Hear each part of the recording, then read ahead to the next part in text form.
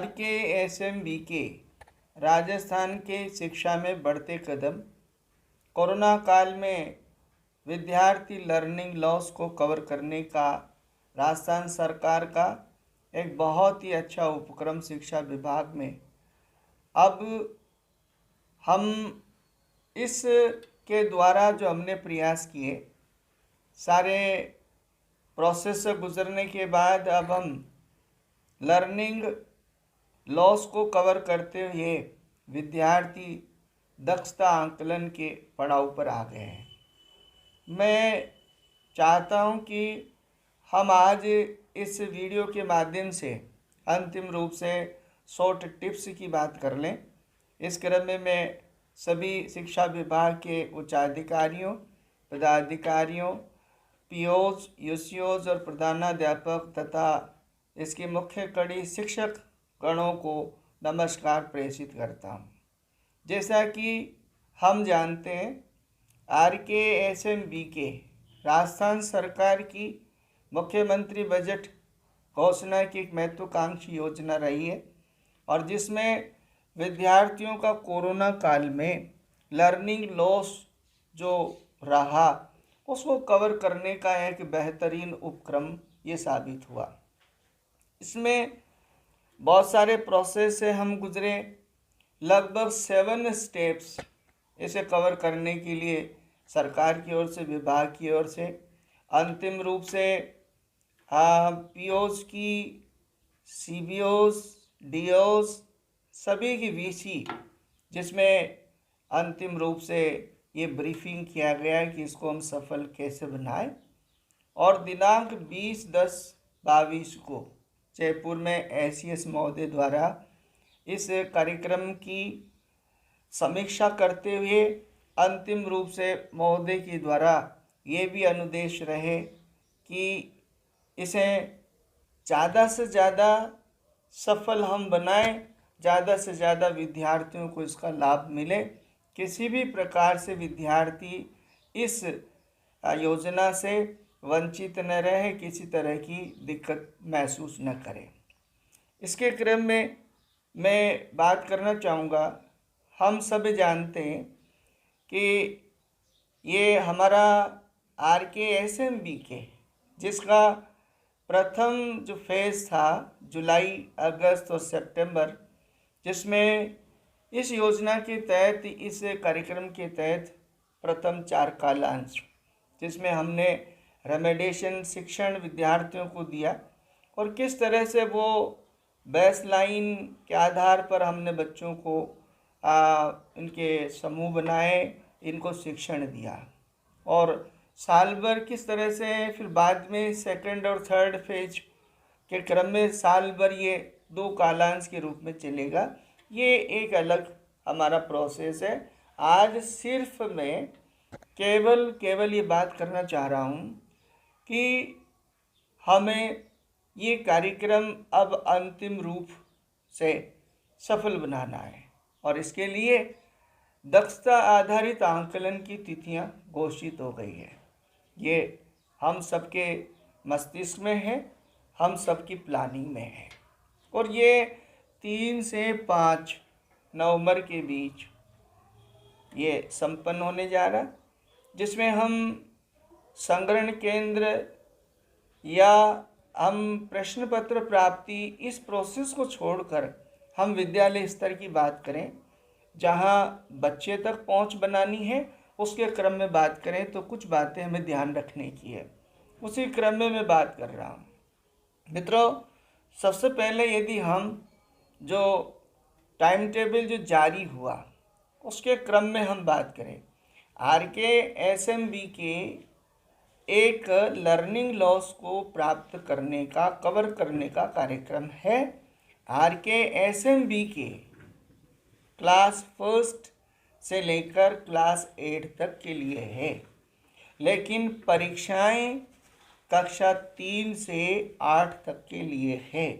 ये हमारे शिक्षकों को, हमारे मेंटर टीचर्स को अच्छी तरह से ये बिल्कुल ध्यान में रहना चाहिए। RKSMB के कक्षा 1 से 8 तक के लिए लेकिन RKSMBK के अंतर्गत दक्षता आंकलन कक्षा 3 से 8 तक, और इसके अंदर भी 2 ग्रुप हैं, 2 इसके अंदर कार्यक्रम रहेंगे, जिसमें कक्षा 3 से 5 और कक्षा 6 से 8 परीक्षा पद्धति का थोड़ा सा इसमें अंतर रहेगा, जिसे बहुत बारीकी से ध्यान में रखना है।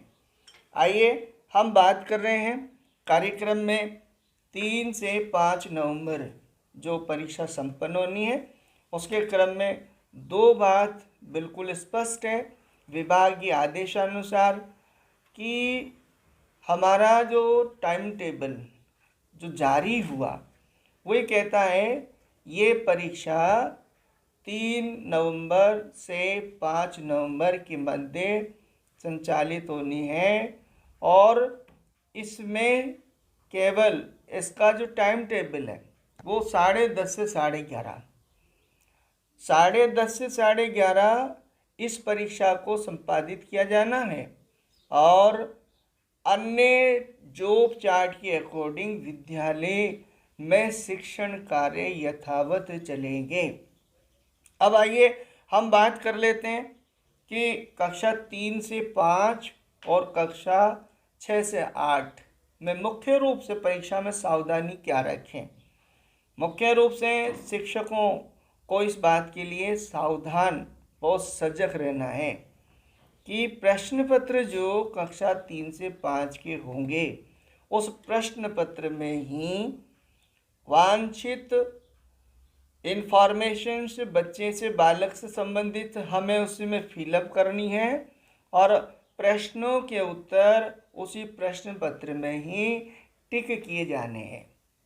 लेकिन कक्षा 6 से 8 के लिए प्रश्न पत्र के साथ साथ OCR भी उपलब्ध करवाई जाएगी, और OCR में बालक को प्रश्नों के उत्तर टिक करने हैं। अब ये 2 बातें हो गई कि कक्षा 3 से 5 के प्रश्न पत्र जो होंगे दक्षता आंकलन के क्रम में, उसमें छात्र छात्रा को उसी प्रश्न पत्र में प्रश्न के उत्तर का ऑप्शन टिक करना है। 6 से 8 में प्रश्न पत्र के प्रश्न के उत्तर OCR में टिक करना है। ये 2 बातें विशेष रूप से ध्यान रखने की है। शिक्षकों से निवेदन रहेगा और संस्था प्रधानों से निवेदन रहेगा कि इस कार्य को करने के लिए, जैसा कि समय समय पर विभाग के निर्देश रहे, गाइडलाइन रही है, कि इसे बहुत सावधानी से किया जाना सुनिश्चित किया जाए, क्योंकि ये टेक्निकल कार्य भी है, ये तकनीकी कार्य भी है। हमने इस प्रोसेस से गुजरने से जाना कि किस तरह से हमें शिक्षक मैपिंग किया जाना था, हमें विद्यालय मैपिंग किया जाना था। उसके लिए मैं फिर पुनः टिप्स के रूप में आपके ध्यान में लाना चाहूँगा कि जिन विद्यालयों के आज दिनांक तक भी यदि विद्यालय मैपिंग नहीं हुए हैं, क्योंकि आपको प्रश्न पत्र जो उपलब्ध करवाई जाएंगे, प्रश्न पत्र के जो पैकेट उपलब्ध कराई जाएंगे, वो दिनांक 14 सितंबर 2022 तक जो मैपिंग ऑनलाइन आपके RKSMBK ऐप पर जो अपलोड किए गए, जो मैपिंग किए गए, उसके क्रम में पैकेट उपलब्ध करवाए जाएंगे। लेकिन चिंता की बात नहीं है, जिनका 14 सितंबर 2022 तक मैपिंग नहीं हो पाया, उनके लिए आपको उपलब्ध करवाई जाने वाले प्रश्न पत्रों के पैकेट्स की अलग रणनीति रहेगी, जिसके अंतर्गत आपको उपलब्ध करवा दिए जाएंगे।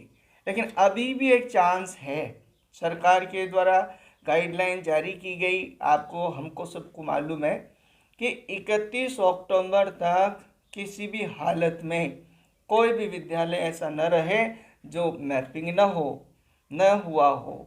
शिक्षक, विषय शिक्षक जिसका मैपिंग नहीं हुआ हो, वो तकनीकी रूप से सजग रहते हुए इस कार्य को करवाना सुनिश्चित करें। अब आइए हमने कार्यक्रम के आधार पर, टाइम टेबल के आधार पर प्रश्न पत्र प्राप्त कर लिए हैं। कहाँ संग्रहण केंद्र रहेगा, कैसे वो आप तक पहुँचेंगे, ये रणनीति विभाग की रहेगी। लेकिन हम तो यहाँ से बात कर रहे हैं कि आप तक प्रश्न पत्र पहुँचना सुनिश्चित हो गया और अब हमें इस कार्यक्रम को, इस परीक्षा को बिल्कुल उसी नॉर्म्स, जैसे बोर्ड के नॉर्म्स हैं, बोर्ड परीक्षा संपन्न करवाई जाती है, उसी तरह से हमें इसको मूर्त रूप देना है। जब हम प्रश्न पत्र उपलब्ध कराएंगे, बच्चे की परीक्षा संपादित करेंगे, तो टाइम टेबल में आप देखेंगे कि कक्षा 3 से 5 तक विषयों का जो है और 6 से 8 तक के विषय, उसमें भी थोड़ा सा आगे पीछे किया गया है। और उसमें आप देखेंगे कि कक्षा 3 से 5 में हिंदी, इंग्लिश और मैथ्स के डेट वाइज प्रथम दिवस हिंदी, द्वितीय इंग्लिश और थर्ड डे को मैथ्स के पेपर होंगे। कक्षा 6 से 8 में मैथ्स, हिंदी और इंग्लिश इसी क्रम में जारी डेट के क्रम में संपादित किए जाएंगे। हम जब परीक्षा के दिवस को पेपर वितरण करेंगे, अलमारियों से पेपर जब निकाल कर वितरित करेंगे, तो टाइम टेबल के अकॉर्डिंग, जारी समय सारणी के अकॉर्डिंग हम इस बात का विशेष ध्यान रखेंगे। परीक्षा में आप हम सबको एक गाइडलाइन के अनुसार ध्यान रखने की महत्वपूर्ण बात यह है कि सभी विद्यार्थियों का 100% परीक्षा में शामिल होना अनिवार्य है। ये अति आवश्यक है कि हमारे बालक, छात्र छात्राओं को हम अभी से मोटिवेट करें, अभिभावकों को मोटिवेट करें कि वे इस परीक्षा में 100% उपस्थित होना सुनिश्चित करें। सबसे मैंडेटरी है, विभागीय, सबसे पहली हमारे लिए ये अनिवार्यता है। दूसरा, प्रश्न पत्र हल करते समय हम बच्चे को फ्री छोड़ें, उसे हम संबलनकर्ता के रूप में रहें, लेकिन उसे उसका जो लर्निंग है उसका आकलन होने दें, उसे फ्री छोड़ें। फ्री से तात्पर्य है कि उसे प्रश्न हल करने दें, प्रश्न पत्र हल करने दें उसके अपने, ताकि वास्तविक दक्षता आकलन अवलोकित किया जा सके, वो सामने आए। ये बात भी बड़ी ध्यान रखने की है।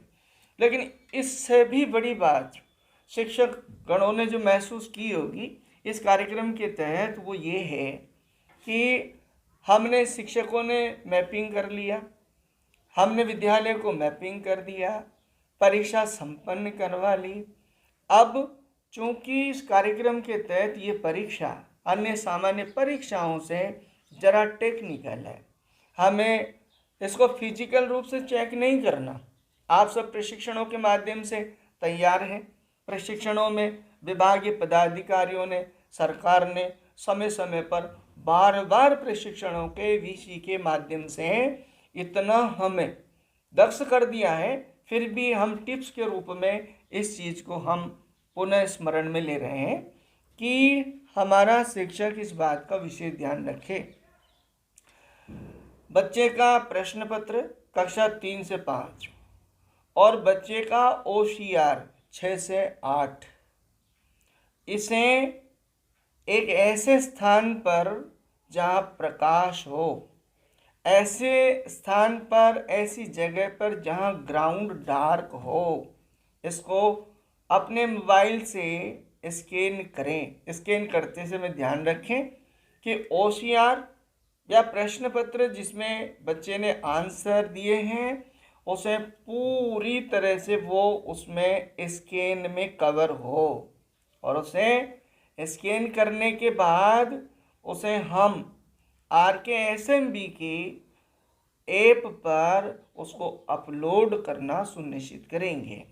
ध्यान रहे, ये यदि कार्य नहीं हुआ तो विद्यार्थी का परीक्षा परिणाम, दक्षता आंकलन जनरेट नहीं होगा। और यदि ऐसा हुआ तो आप और हम समझ सकते हैं कि ये किस तरह से हमारे लिए एक चुनौती कहें, एक परेशानी कहें, वो बनेगी। हमने इस चीज़ का यदि विशेष ध्यान रखा तो हमारा कार्य सफल होगा। हम इतने दिनों तक जो RKSMBK की प्रशिक्षणों के माध्यम से, VCs के माध्यम से जो हमने जो सब किया, उसका एक सफल परिणाम हमारे सामने आएगा। तो मैं इसीलिए बात करना चाह रहा था कि एक आओ हम सब बैठकर मिलकर इसको पुनः ध्यान में लें कि किस तरह से इसको हमें सफल बनाना है। ध्यान रहे, हमें छात्र छात्रा की कक्षा 6 से 8 का OCR को बहुत अच्छी सावधानीपूर्ण तरीके से उसे स्कैन करना है। स्कैन करने के तत्पश्चात उसे हमें RKSMBK ऐप पर अपलोड करना है। यदि ये कार्य नहीं हुआ तो बालक का, छात्र छात्रा का परिणाम जनरेट नहीं होगा। इसी तरह से कक्षा 3 के लिए अब हमें जो तकनीकी तरीके से सावधानियां रखनी है वो भी हमने यहाँ चर्चा में ली कि किस तरह से उसे हम ऐसे स्थान पर लें जहाँ पर डार्क ग्राउंड हो, उसका फ़ोटो स्पष्ट आ सके। ये विशेष रूप से ध्यान रखने की बात है। परीक्षा अच्छी तरह से संपन्न हो, इसके क्रम में आपको हम बहुत बहुत मुबारक, बहुत बहुत बधाई प्रेषित करते हैं और मुझे उम्मीद है कि ये कार्य बहुत अच्छे तरह से संपन्न होगा। सरकार के शिक्षा विभाग के निर्देशानुसार हम इस कार्य को सावधानीपूर्ण संपन्न कराएंगे। एक और बात ध्यान रखने की कि यदि ऐसा विद्यालय, ऐसा शिक्षक जो मैपिंग नहीं हुआ है, 31 अक्टूबर तक कृपया इसे आप करवाना सुनिश्चित करें। तकनीकी कारणों से यदि कहीं कोई तकनीकी परेशानी है तो हमारे पास मेंटर टीचर्स हैं जिन्होंने स्पेशली इसका प्रशिक्षण प्राप्त किया है, वह भी छात्र छात्राओं के मेंटर के रूप में हेल्प करेंगे। वो हेल्पलाइन के रूप में रहेंगे, उनसे भी हम हेल्पलाइन ले सकते हैं। लेकिन ओवरऑल सारी बातों का एक ही जो है उद्देश्य रहेगा कि हम पूर्ण मुस्तैद रहकर, पूर्ण सजग रहकर इस कार्य को संपन्न कराएंगे, इसी आशा और उम्मीद के साथ। धन्यवाद।